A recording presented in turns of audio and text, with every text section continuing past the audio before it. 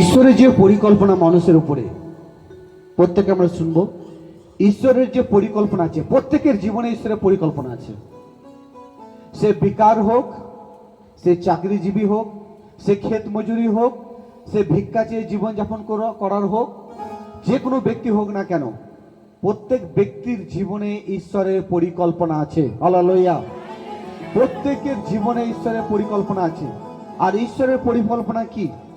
ঈশ্বরের পরিকল্পনা এটাই যে আপনি ভালো থাকুন, আপনি সুস্থ থাকুন, আপনি শান্তিপূর্বক থাকুন। হালেলুয়া। আপনি সুস্থ থাকুন, ভালো থাকুন এবং শান্তিপূর্বক থাকুন। এটা হচ্ছে ঈশ্বরের পরিকল্পনা। হালেলুয়া। যেভাবে আমরা আমাদের সন্তানকে, জগতের পিতা, আমরা কিন্তু আমাদের সন্তানকে কোনোদিনই কাঁদাতে চাই না। আমরা জগতের অনেক বাবাকে দেখেছি যারা সঠিকভাবে জীবন ব্যতীত করেন না, তাহলেও কিন্তু তারা তাদের ছেলেকে ভালো জিনিস দিতে জানেন। তাহলে যিনি স্বর্গের পিতা, যিনি পবিত্র, যারা তার আরাধনা করে, তাকে বিশ্বাস করে, তার পদচিহ্নে চলে, তাহলে সেই পিতা, সেই ঈশ্বর কি যারা তার উপরে বিশ্বাস করছে তাদের উপরে কি তিনি ভালো জিনিস দেবেন না? অবশ্যই দেবেন।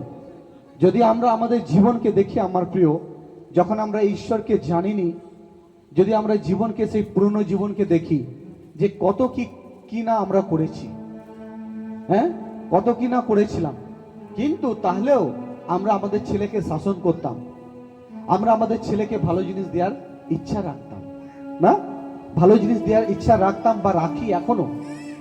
তাহলে ভাবুন তো, যে স্বর্গের যিনি পিতা, স্বর্গের যিনি ঈশ্বর, উনি তো মহান, উনি তো পবিত্র, তিনি তো সব কিছুই দেবেন না। Hallelujah, hallelujah, hallelujah. হালেলুয়া। তিনি রাজাদের রাজা, তিনি প্রভুদের প্রভু। ওই রোগ আসুক না কেন, যত রকমের দুর্ঘটনা আসুক না কেন, এই জগতের মধ্যে যা কিছু আসুক না কেন, সে তাহলেও কিন্তু হাসতেই থাকবে, হৃদয়ে তার আনন্দ থাকবে, সে কিন্তু সুখের মধ্যেই থাকবে। কারণ সে জানে আমার ঈশ্বর আমায় ভাঙতে দেবে না, আমার ঈশ্বর আমাকে সব সময় মজবুত করে দাঁড়িয়ে থাকতে সাহায্য করে। হালেলুয়া। আজ দুঃখ আছে তো কি হয়েছে, কিন্তু প্রভু একদিন এই দুঃখকে সরিয়ে দিয়ে একদিন তিনি আমায় আনন্দই পরিপূর্ণ করে তুলবেন। আমেন। আমার প্রিয়, আনন্দ, সুখ, শান্তি এ সমস্ত কিছু ঈশ্বরের দিক থেকে আসে। আর এটা একটা ভালো কর্মের দ্বারা এটা আমরা আমাদের জীবনে অনুভব করতে পারি। তারপর লেখা আছে, সে নিজের ঋতুতে ফলে। নিজের ঋতু মানে ঠিক সময়ে, একটা সময়। যেমন বাচ্চার একটা সময় থাকে, দুধ খাওয়ার সময় থাকে, একটা ভাত খাওয়ার সময় থাকে, একটা খিচুড়ি খাওয়ার সময় থাকে, একটা মাংস খাওয়ার সময় থাকে। ঠিক খ্রিস্টীয় জীবনের, বিশ্বাসীদের জীবনের, আপনার আমার জীবনের মধ্যে একটা সময় আছে। সেই সময়ে কিন্তু ঈশ্বর আপনাকে কি করবেন? ফল দিয়ে পরিপূর্ণ করবেন, আশীর্বাদ করে পরিপূর্ণ করবেন। হালেলুয়া। তো ঈশ্বরের সময়কেও কিন্তু আপনাকে অপেক্ষা করতে হবে।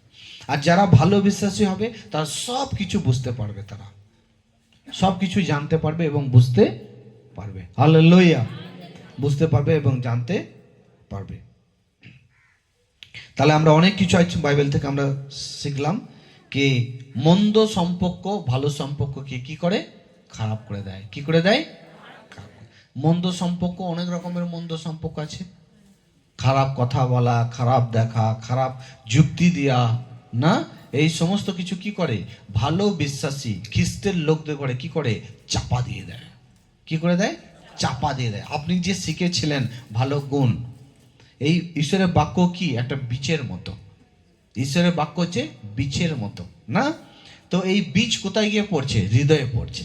তা এই বীজকে আপনাকে আগলে রাখতে হবে, যাতে মন্দ কাজের দ্বারা আপনার এই বীজ চাপা না পড়ে যায়, যাতে এই বীজ মন্দ কথার জন্য চাপা না পড়ে যায়, যাতে এই বীজ মন্দ ব্যবহারের জন্য চাপা না পড়ে যায়।